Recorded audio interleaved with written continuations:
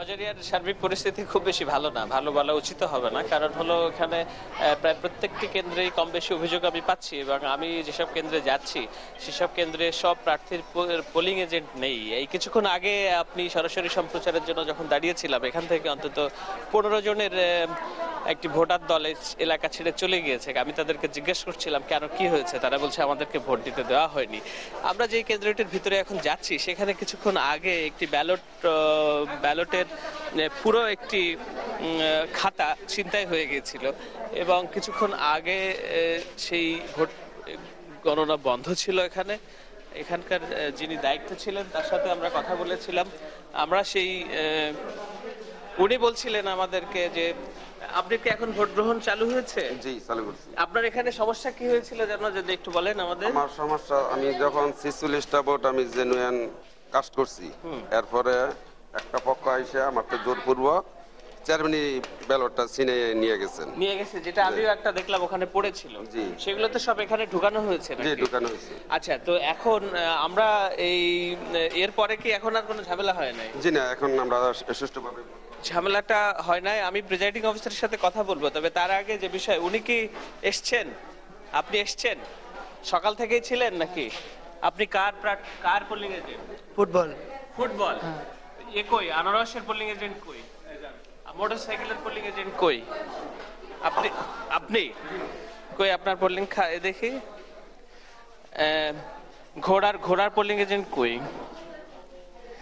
যাই হোক, এখানে যেটি আছে যে একটা ব্যালট পুরোটাই ছিনতাই হয়ে গেছিল। ওখানে 44টা ভোট ছিল দেওয়ার মতো, বাদ বাকিগুলো তো ওর ভিতরে পড়েছে। এটার কি হবে?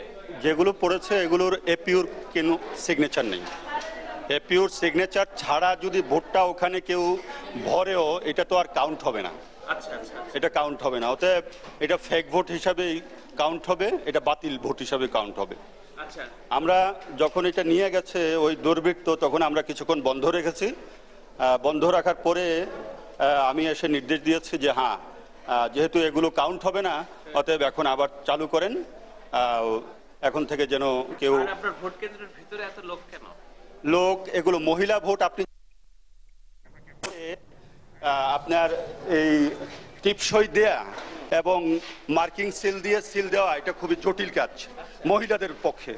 হ্যাঁ, এরা স্লো মুভিং হিউম্যান বিং, এরা পারছে না, যার কারণে এই ডিলে হচ্ছে এবং এই লম্বা লাইন। তো সেক্ষেত্রে আমরা যদি একটু বাইরের লাইনটা একটু দেখাই, আমরা ভোট কেন্দ্রের ভেতরে ছিলাম, কিন্তু দীর্ঘ লম্বা লাইন। তো এই যে ভোট গ্রহণের ধীরগতি, এটি একটা দুর্বলতা না আপনাদের নাকি? না, এটা আমাদের দুর্বলতা কেন? যদি ভোটার সুইফটলি র্যাপিডলি ভোট কাজ করতে না পারে, আমরা এপিও পোলিং অফিসার, আমরা তো এখানে কিছু করতে পারি না। আমরা শুধু তাদেরকে এনকারেজ করি এবং আমরা তাদেরকে বলি ভোটাররা ভোট দিতে পারছে না দ্রুত বলেই কি দুর্বৃত্তরা তাড়াতাড়ি ভোট দেওয়ার ব্যবস্থা করছে? না, মাঝে দুর্বৃত্তরা আসছে, এসে তারা হঠাৎ করেই আপনার এই ছেড়ে নেওয়ার চেষ্টা করছে এবং ভোট স্টাফিং করার চেষ্টা করছে। হ্যাঁ, আমরা জানিয়েছি। এরা সাডেন চলে গেছে দুর্বৃত্তরা।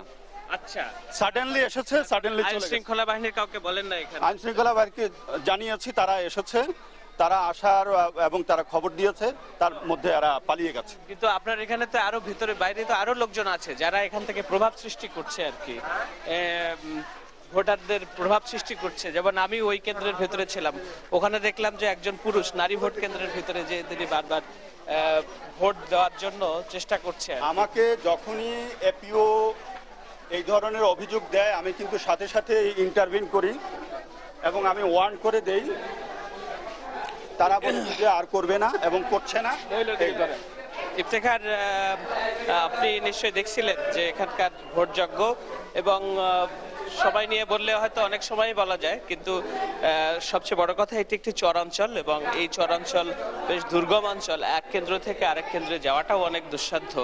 তো সেটার সুযোগ নিচ্ছে এবং খুব সুষ্ঠুভাবে ভোট হচ্ছে, এটি আমি বলতে পারবো না। আরো সুষ্ঠু হওয়া প্রয়োজন, এবং মানুষের ভোটাধিকার প্রয়োগ করার জন্য যারা ভোট দিতে পারছেন না, কিংবা আমি দেখেছি যে কাঁদতে কাঁদতে অনেক ভোটার চলে গেছেন কেন্দ্র থেকে, তারা ভোট দিতে পারছে না, তাদের ভোট দিয়ে গেছে অন্য কেউ। এই হলো এখানকার পরিস্থিতি গজারিয়া। দীপ থেকে শাহেদ, আপনাকে ধন্যবাদ। দর্শক, মুন্সিগঞ্জের গজারিয়া থেকে উপজেলা